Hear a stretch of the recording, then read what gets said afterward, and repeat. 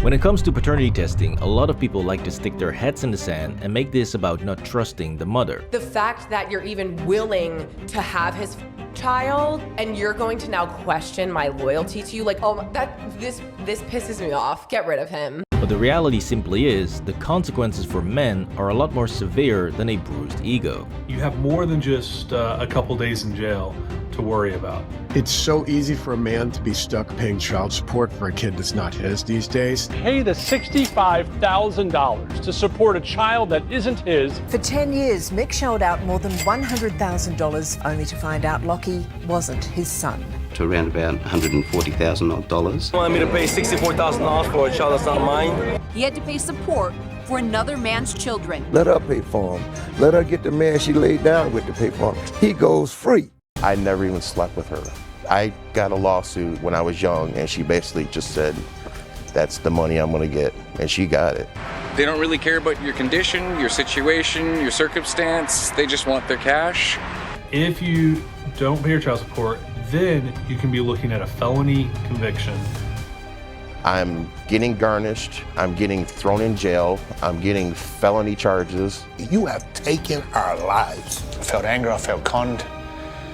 For a whole year, you basically just lied to me about the biggest factor of my whole life. Like, it was suddenly like being hit by a sledgehammer. And she said, I've been having an affair with a man from work. And she said, I'm pregnant with this child. Did you consider taking your own life? Many times. How many other men are you aware of who've taken their lives because of this issue of paternity? Quite a few. Really?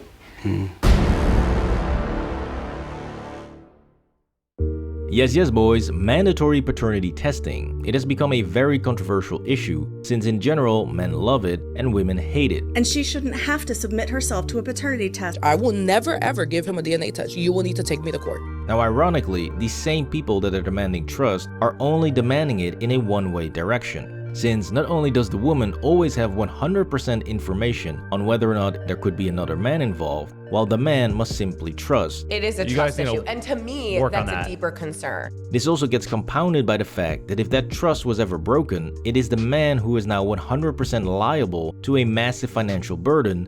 And ironically, those same women that want blind trust from men will tell other women to never blindly trust their husbands when it comes to the family finances. What are some signs that you are the victim of financial abuse? He doesn't give you information about the money. And not worry if you're going to be okay. So if that's having a bank account that they don't know about, or having money tucked away because it's money you made, that's what you need to do. And it doesn't even have anything to do with trusting a man. Your peace of mind, too, that you have that. See, funny how that works, huh? That women need assurances and peace of mind when it comes to money, but when the man wants peace of mind and assurances when it comes to his kids, then he's a piece of shit and you should divorce him. If John was like, I'm absolutely getting a paternity test either way, divorce. This is the ridiculous nature of this debate, since the reality simply is, these are exactly the same situation, where one party controls all the information and the other party simply wants access to that information. And you can argue all day long that asking for that information is a lack of trust, just like you can argue that not willing to give up that information is a sign that you're hiding something.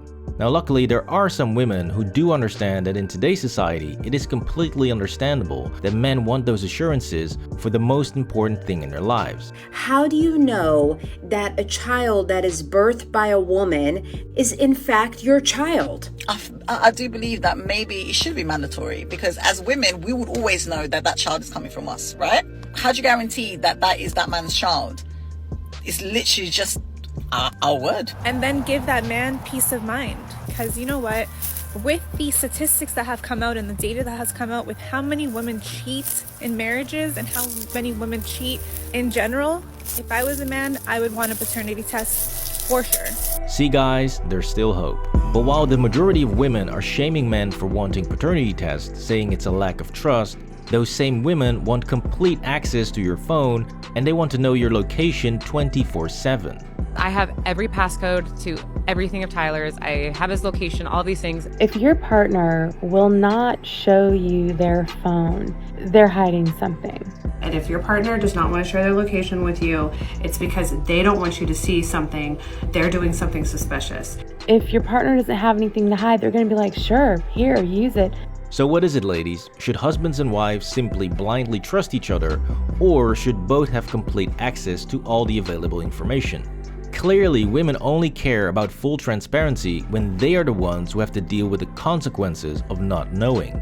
And on top of that, in this entire debate, there's still one very important factor that's often overlooked, and that is the impact to children when families find out years later that the mother lied about who the real father is. I find out that he is not my biological father. This obviously was devastating for me.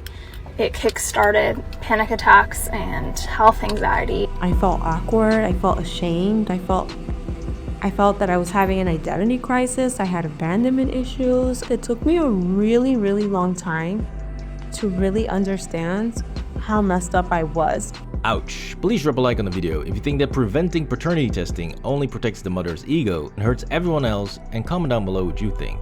By now, it's pretty obvious that lying to kids about who their real father is can seriously damage them for the rest of their lives, and it can also lead to a very terrible situation that people aren't even considering or discussing. I was intimate with my half-brother.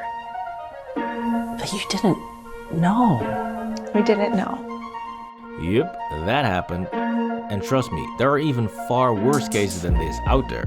And so we'll dive into a couple of these real-world situations just to show you how quickly things can spiral out of control. However, before we do, let me first clarify that when I talk about mandatory paternity testing, I'm not talking about testing every single child that is born. Since if you and your spouse simply do not want that, then obviously the government should not be involved and forcing you. Should it be forced? Should it be optional?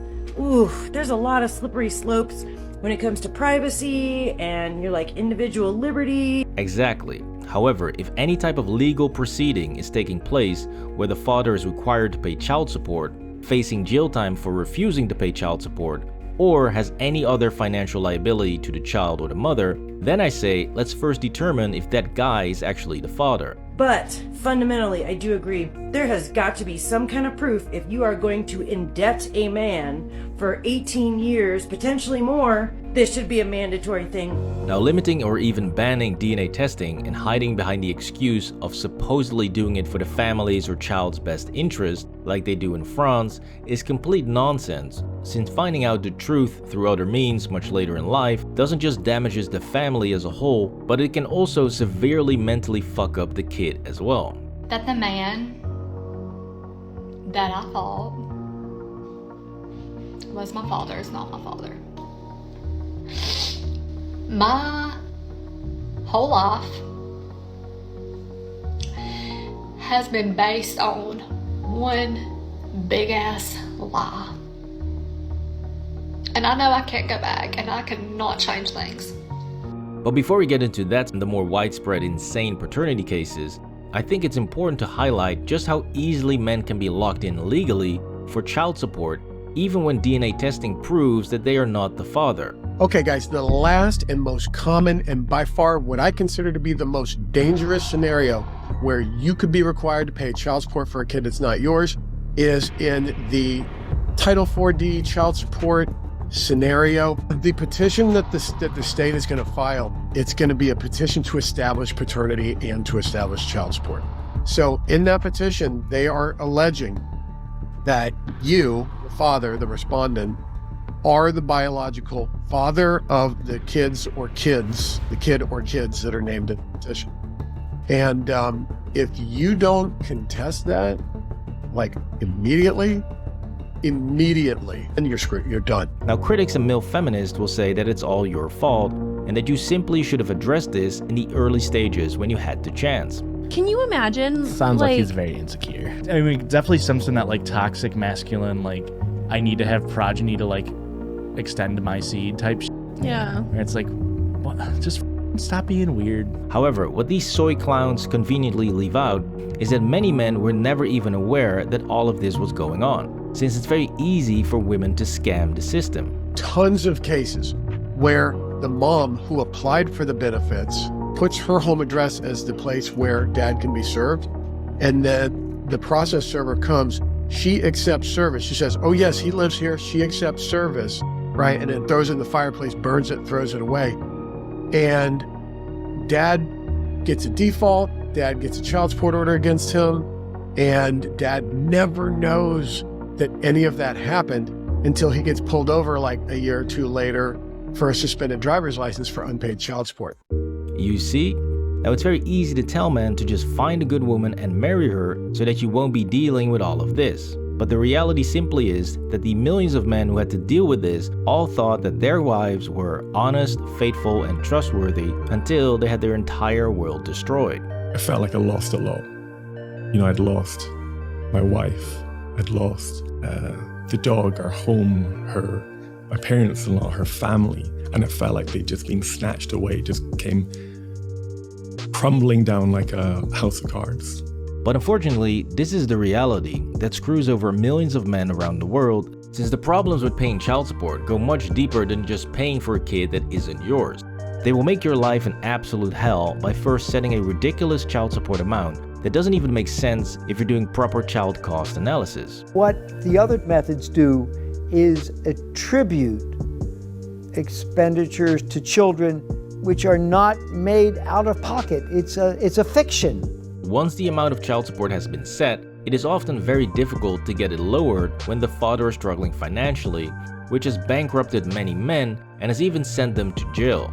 Let's take a look at this scenario. What happens if you are forced to overpay child support? You inevitably fall behind. Now there's back child support, called an arrearage. In many cases, arrearages have to be paid with interest, so that's even more money out of your pocket. When you cannot pay your arrearage, guess what? Your driver's license gets suspended. Now how are you going to get to work? And speaking of work, when those taxes are taken out of your employment check every 2 weeks, you will not get a tax refund at the beginning of the year to get that money back because now you have that arrearage and you have the interest. So now that the back child support amount has grown and your license has been suspended, a petition for contempt is filed against you in court. Incarceration. This system is supposed to be about supporting the children. But tell me, how is having incarcerated parents in the best interest of the child? So with the consequences this severe, it is truly insane how easily a man can be trapped into a financial obligation to a child that isn't even his.